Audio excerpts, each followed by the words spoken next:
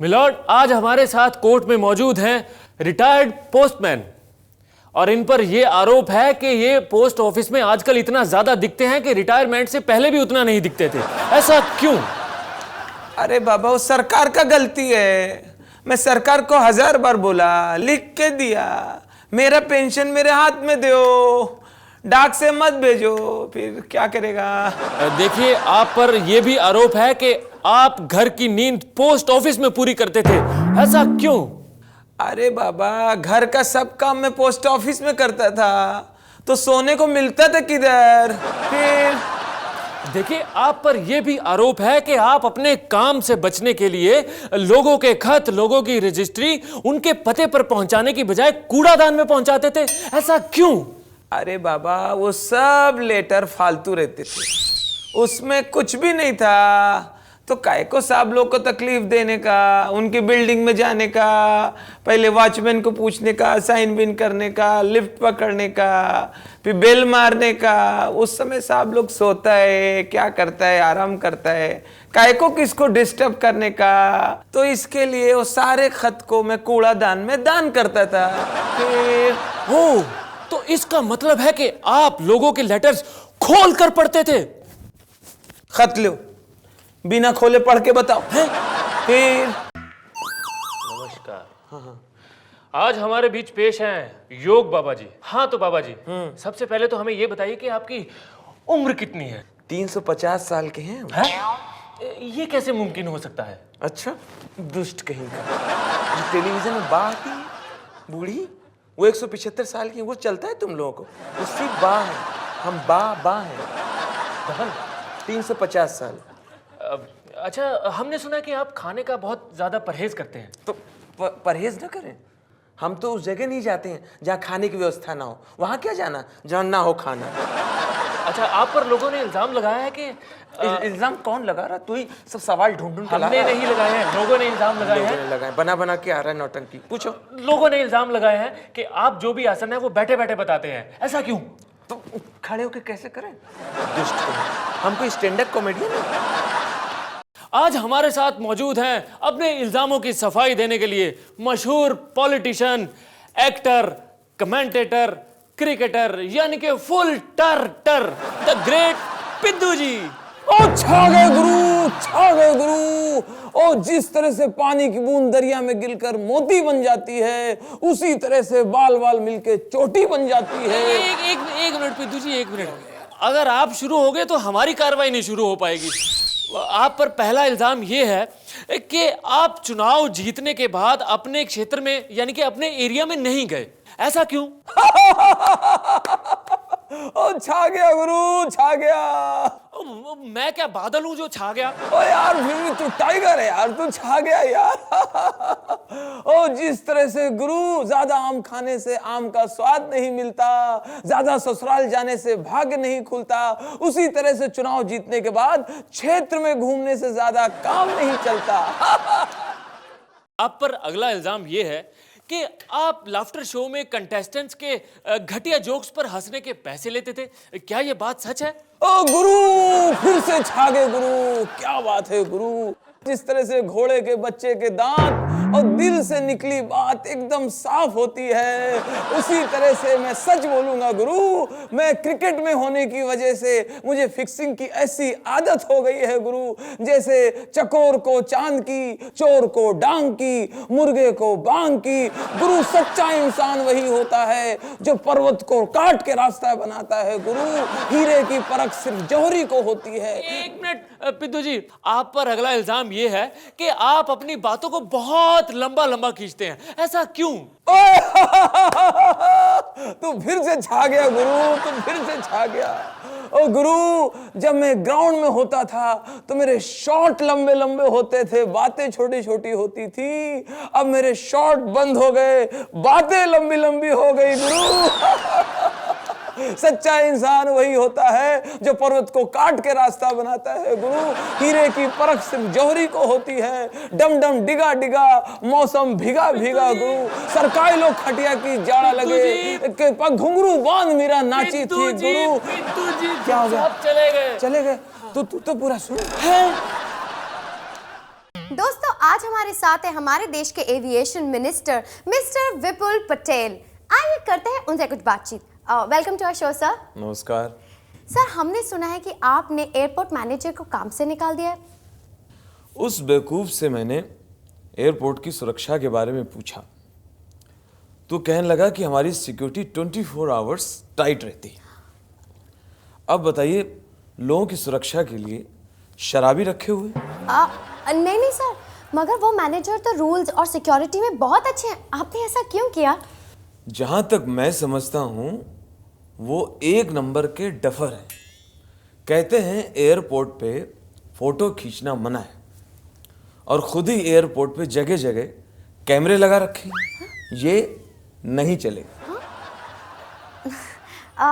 इसका मतलब है आप ये कहना चाहते हैं कि एयरपोर्ट स्टाफ इनएफिशिएंट है, बदतमीज है? बिल्कुल, जहां तक मैं समझता हूं एक नंबर का नालायक है। मैंने सुपरवाइजर से कहा आपको पैसेंजर्स की परेशानी उठानी चाहिए। वो बेवकूफ एक पैसेंजर की वाइफ को उठा के रनवे की तरफ भाग रहा था। ऐसा नहीं चलेगा। दोस्तों, आज हमारे साथ है हमारे देश के एक और महान नेताजी। आइए करते हैं उनसे कुछ बातचीत। स्वागत है आपका नेताजी। नेताजी हाँ, स्वागत है, स्वागत है। नेताजी, आपने कहा था कि आप गरीबों की उन्नति करेंगे, उनके लिए घर बनवाएंगे, लेकिन आपने तो बैंक खुलवा दिए। भाई, इसी में सबकी उन्नति है। अगर रोजगार चाहिए तो बैंक के कर्मचारी हो जाओ, और पैसे चाहिए तो बैंक से लोन ले लो। आप समझिए तो। नेताजी, आपने कहा था आप गरीबों की सुरक्षा करेंगे, लेकिन आज भी कितने गरीब बेचारे सड़क पर सोते हैं। भाई, आप समझने की कोशिश नहीं कर रही हैं। सड़क पे सोना आज सबसे ज्यादा सुरक्षित है। फुटपाथ का क्या भरोसा, कोई दारू वारू पी कर आए, गाड़ी लेकर आए और कुचल के चला जाए। आप समझिए तो। नेताजी, आपने कहा था गरीबों के लिए घर बनवाएंगे, लेकिन आज ही वो बेचारे टूटी फूटी पाइपलाइन के अंदर रहते हैं। अरे भाई, मैंने पहले ही कहा था कि गरीबों के लिए घर बनाने की योजना हमारी पाइपलाइन में है। आप समझिए तो। वो तो हम समझ ही रहे हैं सर, लेकिन यही तो असली प्रॉब्लम है। बारिश आती है तो गटर भर जाते हैं और सारा कचरा बाहर आ जाता है। भाई, इसीलिए तो हमने उन्हें टूटी फूटी पाइपलाइन दी है कि कचरा भरे भी और निकल भी जाए। आप समझिए तो। दोस्तों, आज हमारे साथ है हमारे देश के अभिनेता जो अब बन गए हैं नेता। जी हाँ, मैं बातचीत कर रही हूँ मिस्टर संजय भट्ट जी की। आइए करते हैं हम कुछ बातें उनसे। Welcome to our show sir. अरे कैसी है तू? जी मैं अच्छी हूँ। इंटरव्यू शुरू करें? अरे स्टार्ट करना। हीरो से जीरो, मेरा मतलब है मंत्री बनके आपको कैसा लग रहा है? अरे कुछ खास नहीं। पहले भी मैं लिखा हुआ पढ़ता था, बोले तो डायलॉग। अब भी मैं लिखा हुआ पढ़ता हूँ, बोले तो भाषण। और पब्लिक दोनों में ताली मारती है। लेकिन कुछ तो फर्क जरूर महसूस हुआ होगा आपको। अरे शानी, एक लोचा है। फिल्मों में तो हीरो और विलन दोनों अलग अलग होते हैं, लेकिन पॉलिटिक्स में दोनों एक ही होते हैं। तो आपको अपना नया रोल अच्छा लग रहा है ना? अरे नहीं रे, फिल्मों में क्या है, शाम को शूटिंग खत्म तो अपनी असलियत चालू। लेकिन पॉलिटिक्स में 24 घंटे नेता की एक्टिंग करनी पड़ती है। तो क्या आप पॉलिटिक्स छोड़ देंगे? एड़ी, क्या बंकस करती है।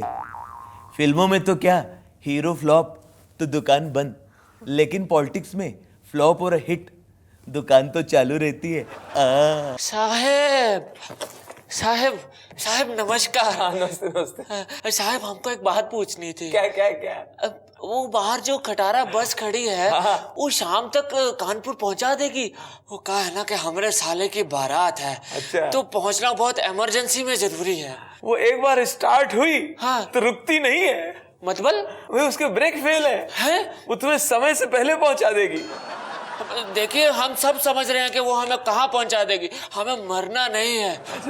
अरे साहिब, हाँ। ये बाहर जो एक सुपर फास्ट बस खड़ी है, वो तो शाम तक पहुंचा ही देगी ना कानपुर हमें। बस जरूर सुपर फास्ट है, हाँ। मगर उसका ड्राइवर बहुत स्लो है। ड्राइवर है उसके चाचा 75 साल के।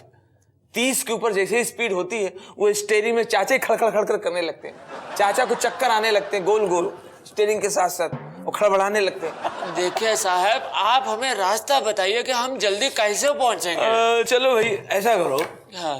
तुम 2000 रुपये सीधे करो, तुम्हारा इंतजाम कर देते हैं। हे, अरे साहेब, ये लीजिए, पहले बोलना था।